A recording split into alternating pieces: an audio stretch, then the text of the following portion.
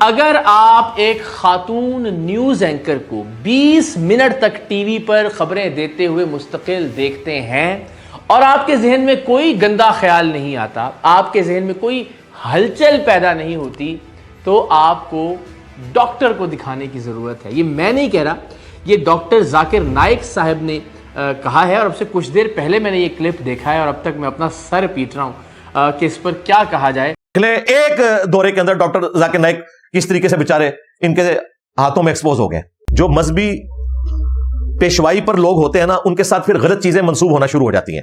ہماری سسٹر ہے فریحہ ادریس، ان کے ساتھ انٹرویو جو ریکارڈ ہوا وہ مارکیٹ میں جب آیا تو اس میں بھی اسی طریقے سے ایک جملہ لوگوں نے پکڑ لیا، حالانکہ وہ اوورال گفتگو بڑی اچھی تھی۔ ڈاکٹر ذاکر نائک نے بڑے اچھے طریقے سے اسلام کا مقدمہ ان کے سامنے رکھا اور بڑے احترام کے ساتھ نظریں جھکا کر انہوں نے گفتگو کی، کوئی شک نہیں اس میں، اور ڈیو ریسپیکٹ دی جو دینی چاہیے تھی۔ اور اس گفتگو میں ڈاکٹر ذاکر نائک کی کئی باتیں ایسی تھیں جو بڑی ایکسٹراڈنری تھیں، لیکن وہ پس پشت ہو گئیں۔ یہ جو ان سے ایک چھوٹی سی ایک جملے کا الفاظ کا چناؤ ایسا ہوا کہ وہ سب کچھ بیک فٹ پہ چلا گیا۔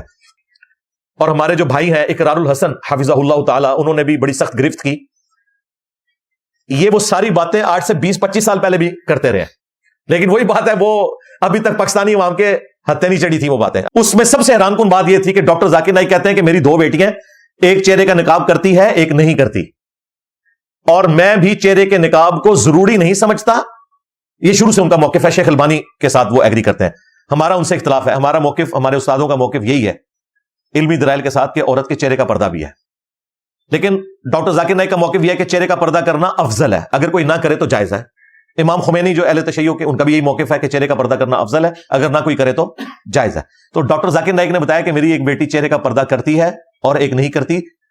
جو کرتی ہے تو میں اسے اپریشیٹ کرتا ہوں کہ وہ زیادہ بہتر کام کر رہی ہے، جو نہیں کرتی میں نے اس کو کبھی مجبور نہیں کیا کہ وہ چہرے کا پردہ کرے۔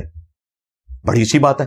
اب یہ ان کا ایک اوپن مائنڈ ہونا شو کرتا تھا، یہ بات کسی نے کوٹ نہیں کی ہے، اور وہ جو ان کی بات تھی پردے کے حوالے سے، اس میں کرتے کرتے جو انہوں نے، میں سمجھتا ہوں کہ انتہائی بلو دا بیلٹ گفتگو کر دی، مثال دیتے ہوئے۔ ان کی نیت نہیں تھی، نہ کوئی ان کا مقصد بے حیائی پھیلانا تھا۔